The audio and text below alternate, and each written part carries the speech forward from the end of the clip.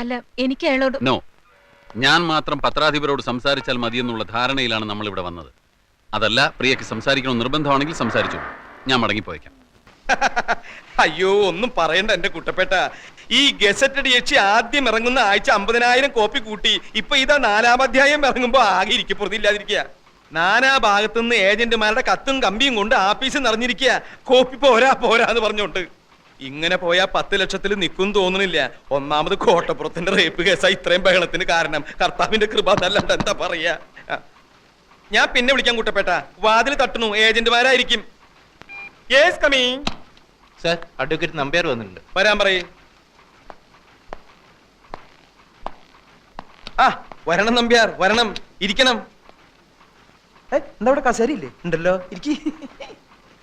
Gazetted യക്ഷി എന്ന നോവലിലെ നായിക തഹസീൽദാരല്ല, മുനിസിപ്പൽ കമ്മീഷണറാണെന്ന് നിങ്ങൾ പറയുമായിരിക്കും. യഥാർത്ഥ സംഭവങ്ങളാണ് നോവലിൽ പറയുന്നതെന്ന് തെളിയിക്കാൻ ചിലപ്പോൾ എനിക്ക് കഴിഞ്ഞില്ലെന്നും വരും.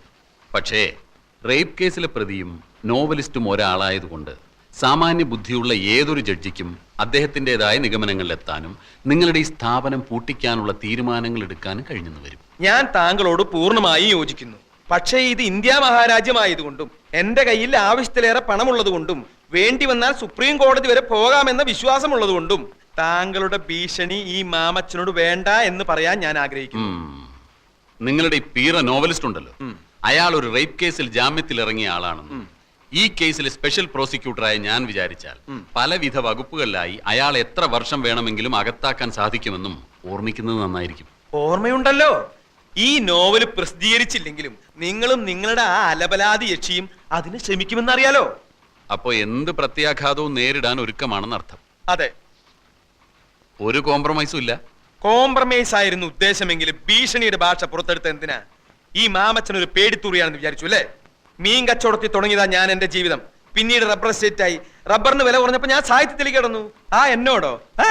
മിസ്റ്റർ, അവിവാഹിതയായ ഒരു ചെറുപ്പക്കാരി അപമാനിച്ചിട്ടല്ല നിങ്ങളുടെ വാരികയുടെ സർക്കുലേഷൻ കൂട്ടേണ്ടത്. അവിവാഹിതനായ എന്റെ നോവലിസ്റ്റിനെ കള്ളക്കേസിൽ കൊടുക്കാമെങ്കിൽ ഇങ്ങനെയും എനിക്ക് എന്റെ വാരികയുടെ സർക്കുലേഷൻ കൂട്ടാം. ഇനി ഞാനൊരു കോംപ്രമൈസ് പറയാം. കോട്ടപ്പുറത്തിന്റെ പേരിലുള്ള റേപ്പ് കേസ് പിൻവലിച്ചിട്ട് ഇങ്ങോട്ട് വരൂ. ഗസറ്റഡ് യക്ഷിയുടെ പ്രസിദ്ധീകരണം നിർത്തുന്ന കാര്യം അപ്പൊ ആലോചിക്കാം. ഓ എന്റെ ദൈവമേ.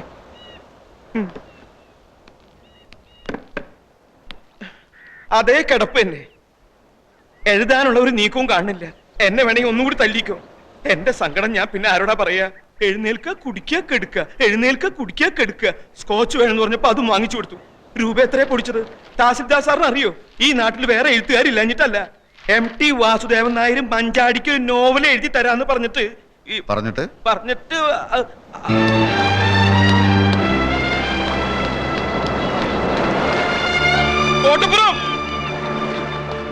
കോട്ടപ്പുറം നിക്ക്. ആത്മഹത്യ ചെയ്യരുത്. അതിന് മാത്രം ഇവിടെ ഒന്നും സംഭവിച്ചിട്ടില്ല. ആത്മഹത്യയോ? വിടണോ? സ്വസ്ഥമായിട്ടൊന്ന് ആലോചിക്കാനും സമ്മതിക്കില്ലേ? അതല്ല, പെട്ടെന്നൊന്നും മിണ്ടാതെ ഇങ്ങോട്ട് പോന്നപ്പോ. അത് പോട്ടെ, ഇപ്പൊ ആലോചിച്ച എന്താ? കഥയാണോ? ഈ കാണുന്നത് എന്താണ്? ഇത് കടലല്ലേ? അല്ലേ? ഈ കടലിന്റെ അക്കരെ എന്താണ്? കടലിനക്കരെ അക്കരെ കരയായിരിക്കും അല്ലേ? ഈ അറബിക്കടൽ കടന്നു നിന്നാൽ എത്തുന്നത് എവിടാണ്? ഗൾഫിലല്ലേ? അതെ, ഗൾഫ്. ഗൾഫ്.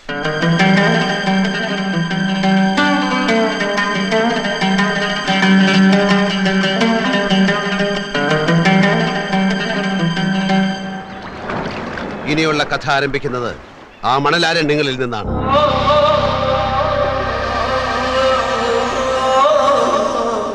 അത് പക്ഷേ ഇതുവരെ എഴുതിയ കള്ളക്കഥയല്ല, യഥാർത്ഥ കഥ, എന്റെ ജീവിതം.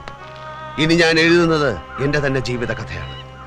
ഗസറ്റഡ് യക്ഷിയും ജയദേവൻ എന്ന എഴുത്തുകാരനും ഇനി പ്രിയദർശിനിയും സാഗർ കോട്ടപ്പുറവുമായി ഇവിടെ പുനർജനിക്കുന്നു.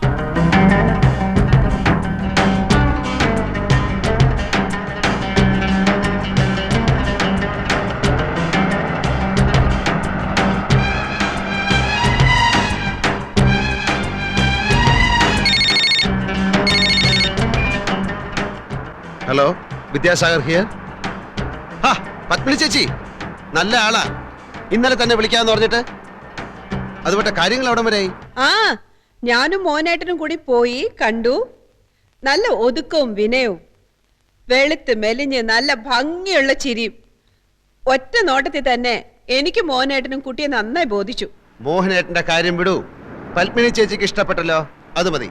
എന്റെ കാഴ്ചപ്പാടും സൗന്ദര്യ സങ്കല്പവും ഒക്കെ എന്നേക്കാൾ അറിയാവുന്നത് ചേച്ചിക്കല്ലേ. എന്നാലും നിനക്കും കൂടി ഇഷ്ടപ്പെടണമല്ലോ.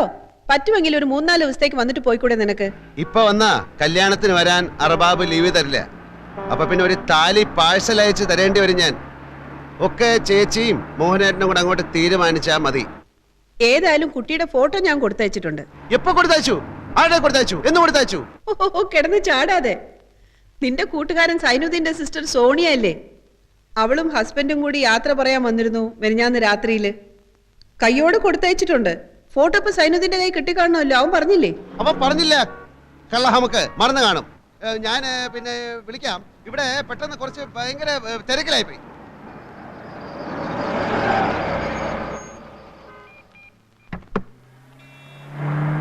Hello, Malabar garments. ആര്? വിദ്യാർത്ഥനോ? ആ, ചൈനക്കുണ്ടല്ലോ, കൊടുക്കാം. ഇക്ക ഫോൺ. മര്യാദയ്ക്ക് അടുക്കി വെക്കാൻ പറഞ്ഞ കേൾക്കൂല. ദാ ഫോൺ. എന്ത് ഫോണ്? നീ ഇതൊന്ന് ശരിക്കും അടുക്കി വെക്ക ആദ്യം. ഏതാ ഫോൺ? വിദ്യാർത്ഥന. എന്താണ് മോനെ കുട്ട, സുഖം തന്നെയോ? അടിച്ച് നിന്റെ കണ്ണിയാൻ പൊട്ടിക്കും. എടാ, ഞാൻ കെട്ടാൻ പോകുന്ന പെണ്ണിന്റെ ഫോട്ടോ നിന്റെ കൈ കിട്ടിയിട്ട് നീ എന്താ എനിക്ക് തരാത്തത്? തരാത്തത് വേറൊന്നും കൊണ്ടല്ല മോനെ, ഓളെ ഫോട്ടോ കണ്ടിട്ട് എനിക്ക് കൊതി തീരുന്നില്ല. ഇടിച്ചു നിന്നെ മര്യാദയ്ക്ക് ഫോട്ടോ എവിടെ എത്തിക്കടാ. നിന്റെ കമ്പനി എന്റെ മലബാർ ഗാർമെന്റ്സിന് 10,000 ലക്കോസ്റ്റ് ടീഷർട്ടിന്റെ ഓർഡർ തരാമെന്ന് പറഞ്ഞിട്ട് എന്തായി? എന്റെ കമ്പനി നിനക്ക് ഒരു ഓർഡറും തരാമെന്ന് പറഞ്ഞിട്ടില്ല. നീ പറഞ്ഞു 10,000 പീസസിന്റെ ഒരു ഓർഡർ നിനക്ക് വേണമെന്ന്. അത് നടക്കില്ലെന്ന് ഞാൻ അപ്പോഴേ പറഞ്ഞാണല്ലോ. എടാ, നീ ഒന്ന് മനസ്സിലാക്കണം. എത്രയോ കൊല്ലക്കാലം നമ്മൾ ഇന്ത്യക്കാരെ മുഴുവൻ അടിമകളാക്കി ഭരിച്ച ബ്രിട്ടീഷുകാരനാണ് നിന്റെ കമ്പനി മുതലാളി.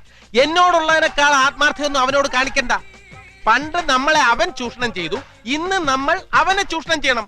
അതാണ് രാജ്യസ്നേഹം. ഓ, ഇതാണോ രാജ്യസ്നേഹം? ആ, ഞാൻ അറിഞ്ഞില്ല. നീ ഈ ഫോട്ടോ എപ്പോ എത്തിക്കും? നീ ടീഷർട്ടിന്റെ ഓർഡർ എപ്പോ തരും? ഓ, അത് ശരി. അപ്പോ ഓർഡർ തന്നാലേ നീ ഫോട്ടോ തരൂ അല്ലേ? നീ ഓർഡർ താടാ മോനെ. വേണ്ട, എനിക്ക് ഫോട്ടോ വേണ്ട. രാത്രി ഞാൻ നിന്റെ ഫ്ലാറ്റിൽ വരാം. എന്നിട്ട് നമുക്ക് ഓർഡറിന്റെ ഫോട്ടോയുടെ കാര്യം വിശദമായിട്ട് ഡിസ്കസ് ചെയ്യാം. ഓക്കെ? ഓക്കെ.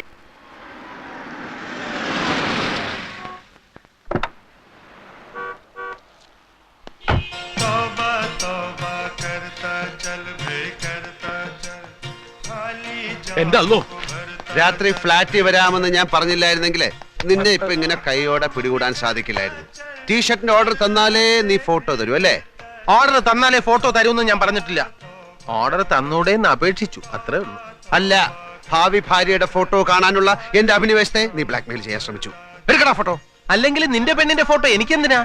ഈ തിരക്കൊന്നും ഒഴിഞ്ഞോട്ടെ, നമുക്ക് ഒരുമിച്ച് ഫ്ലാറ്റിൽ പോയി ഫോട്ടോ എടുക്കാം. അപ്പൊ ആ ഫോട്ടോ ഇപ്പൊ നിന്റെ കയ്യിലില്ലേ? ഫോട്ടോ കൈ കൊണ്ട് കിടക്ക്. എന്തിന്? ആ ശരി, എനിക്ക് കാത്തിരിക്കാൻ തീരെ സമയമില്ല. ഇപ്പൊ തന്നെ പുറപ്പെട്. ഇപ്പഴാ? നിന്നോട് വരാനാ പറഞ്ഞ.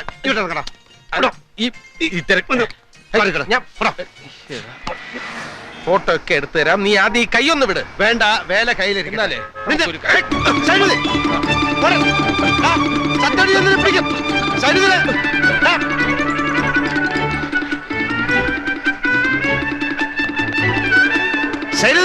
അവിടെ നിൽക്കാൻ. അങ്ങനെ നിക്കണില്ല മോനെ.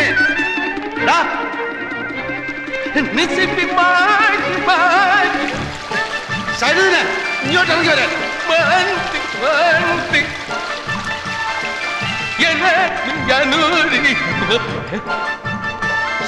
ഇവിടെ വരാൻ. എന്നെ ഓടിക്കരുത്. 1500 മീറ്ററിൽ കോളേജ് ചാമ്പ്യനാ ഞാൻ. ഫോട്ടോ എന്റെ കയ്യിൽ തന്നെ ഉണ്ട്. ടീഷർട്ടിന്റെ ഓർഡർ തരാതെ ഞാൻ ഇത് തരുന്ന പ്രശ്നമില്ല.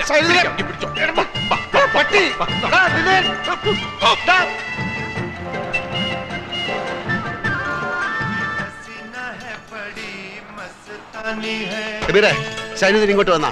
ഇല്ല, നിങ്ങൾ ഒന്നിച്ചല്ലേ പോയത്? അവനെ ഇപ്പൊ എന്റെ കൈ കിട്ടിയല്ലോ. അവൻ ബാലുവിന്റെ അടുത്ത് കാണുമായിരിക്കും. അവനെ പിടിക്കാതെ വിടില്ലെന്ന് പറഞ്ഞേക്ക്. കുട്ടിയുടെ ഫോട്ടോ ഉഷാറായിട്ടാ. നീ കണ്ട? കണ്ടല്ലോ, നല്ല അസല് കുട്ടി.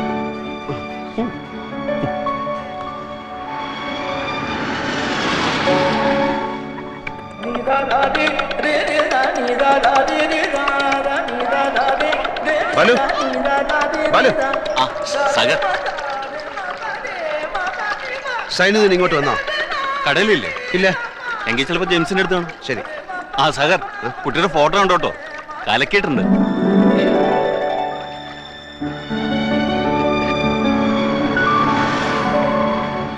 സൈനുദ്ദീൻ വന്നാ? ആ വന്നിട്ട് പോയി.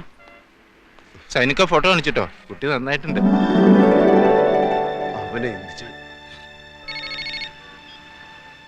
യെസ് വിദ്യാസാഗർ. നിന്റെ വിദ്യയൊന്നും എന്റെ അടുത്ത് വേണ്ട. എന്നെ പിടിക്കാൻ ഓടുകയാണല്ലേ? നേരെ നോക്കി വണ്ടി ഓടിക്കണം. എന്നെ ഓവർടേക്ക് ചെയ്ത് മുമ്പിൽ കയറാൻ നോക്കണ്ട. എന്റെ പൊടി പോലും നിനക്ക് കിട്ടൂല. ഡാ, ഈ ലോകത്തുള്ള മുഴുവൻ പേരെ നീ ഫോട്ടോ കാണിച്ചു. എന്നോട് എന്തിനാണ് നീ ഇങ്ങനെ ചെയ്യുന്നത്? വെറും 10,000 പീസിന്റെ ഓർഡർ അല്ലേ ഞാൻ ചോദിച്ചുള്ളൂ. ഒരു കാര്യം ചെയ്യും, തൽക്കാലം മോൻ നല്ല കുട്ടിയായിട്ട് ഓഫീസിൽ പോയി ഓർഡർ ഒക്കെ ടൈപ്പ് ചെയ്ത് വൈകുന്നേരം സക്കരയുടെ ഫ്ലാറ്റിലേക്ക് വാ. അയാളുടെ മോന്റെ ബർത്ത്ഡേ പാർട്ടി അല്ലേ ഇന്ന്, നിന്നെ വിളിച്ചിട്ടുണ്ടാവുമല്ലോ. അവിടെ വെച്ച് നമുക്ക് ആഘോഷമായിട്ട് ഫോട്ടോ കാണാം. എന്താ? ഡാ മോനെ സൈനു, ഫോട്ടോ ഇപ്പൊ താടാ. No nothing doing. വൈകുന്നേരം പാർട്ടി. ഓക്കെ? പോടാ. ഹാപ്പി